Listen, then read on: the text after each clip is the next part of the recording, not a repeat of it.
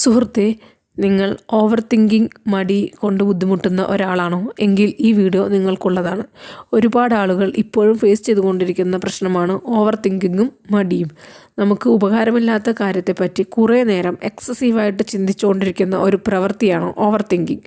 ഒരു വ്യക്തി എങ്ങനെ ഓവർ തിങ്കർ ആവുന്നു എന്നും ഈ ഒരു ഹാബിറ്റിനെ എങ്ങനെ ഓവർകം ചെയ്യാമെന്നും കൂടാതെ മടി മാറ്റാനുള്ള രീതിയെക്കുറിച്ചും നമുക്ക് നോക്കാം. നമുക്കറിയാം, നമ്മൾ റിപ്പീറ്റഡായി നമ്മൾ എന്നും ചെയ്തുകൊണ്ടിരിക്കുന്ന ഒരു ആക്ടിവിറ്റികളാണ് ഒരു വ്യക്തിയുടെ ഹാബിറ്റായി മാറുന്നത്. ഈ ഓവർ തിങ്കിങ്ങും ഇത്തരത്തിൽ റിപ്പീറ്റഡായിട്ട് നമ്മൾ ചിന്തകൾ കൊടുക്കുമ്പോൾ സംഭവിക്കുന്ന കാര്യമാണ്.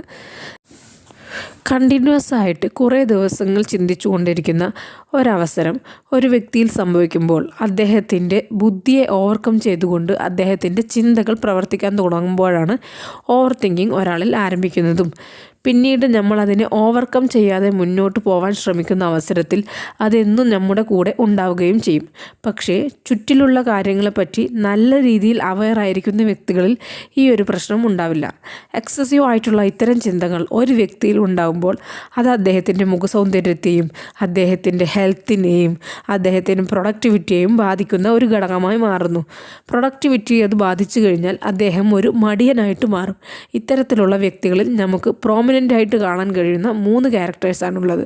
ഒന്ന്, അദ്ദേഹം ചുറ്റുപാടുമുള്ള കാര്യത്തിൽ അത്ര അവെയർ ആയിരിക്കില്ല. പ്രസൻറ്റ് ടെൻസിൽ ജീവിക്കാതെ അദ്ദേഹം പാസ്റ്റിലും ഫ്യൂച്ചറിലും ജീവിക്കാൻ ശ്രമിച്ചുകൊണ്ടിരിക്കും. 2, ഒരുപക്ഷെ റോങ് ആയിട്ടുള്ള പല ചിന്തകളും അദ്ദേഹത്തിന് വരാൻ സാധ്യത ഉള്ളത് കൊണ്ട് തന്നെ ഒരുപക്ഷെ ഇൻട്രോവേർട്ട് ആയിട്ടുള്ള ഒരു ക്യാരക്ടറിലേക്ക് ചുരുങ്ങാനും സാധ്യതയുണ്ട്.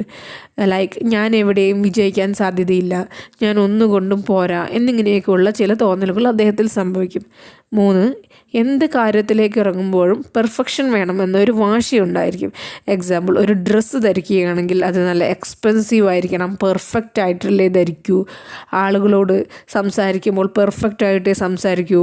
ഇംഗ്ലീഷ് സംസാരിക്കണമെങ്കിൽ തെറ്റ് പറയാതെ സംസാരിക്കൂ. അങ്ങനെയുള്ള മിസ്റ്റേക്കുകളെ അദ്ദേഹം ഭയന്നുകൊണ്ടിരിക്കുന്നു. ഇതൊക്കെ പൊതുവായി എല്ലാവരിലും ഉള്ളതാണെങ്കിലും ഓവർ തിങ്കിങ്ങിൽ ഇത് അധികമായിരിക്കും. നമ്മുടെ തിങ്കിങ് തന്നെയാണ് നമ്മളിലേക്ക് എല്ലാം നൽകുന്നത്. നമ്മളെ ഒരു കളക്ടറാക്കുന്നതും ഒരു ലക്ഷറി പേഴ്സൺ ആക്കുന്നതും ഒരു ദരിദ്രനാക്കുന്നതും ഈ ചിന്തകൾ തന്നെയാണ്.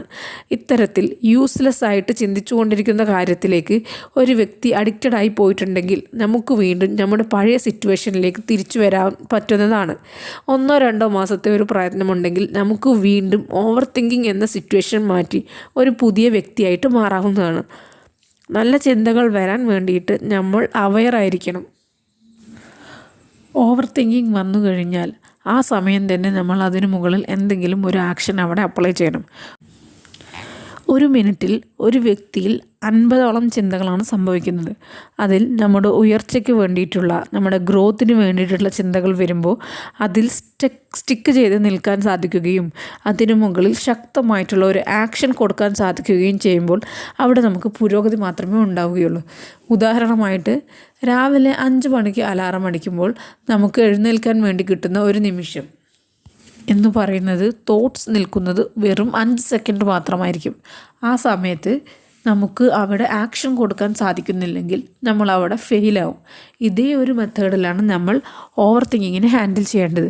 ഒരു ബുക്കും പെന്നും ഇപ്പോൾ ലഭിച്ചു കഴിഞ്ഞാൽ ഇന്നത്തെ എൻ്റെ ടു ഡു ലിസ്റ്റ് ഞാൻ ഇപ്പോൾ തന്നെ തയ്യാറാക്കും എന്ന ചിന്ത വരുമ്പോൾ അത് ആ നിമിഷം തന്നെ ചെയ്തിരിക്കണം.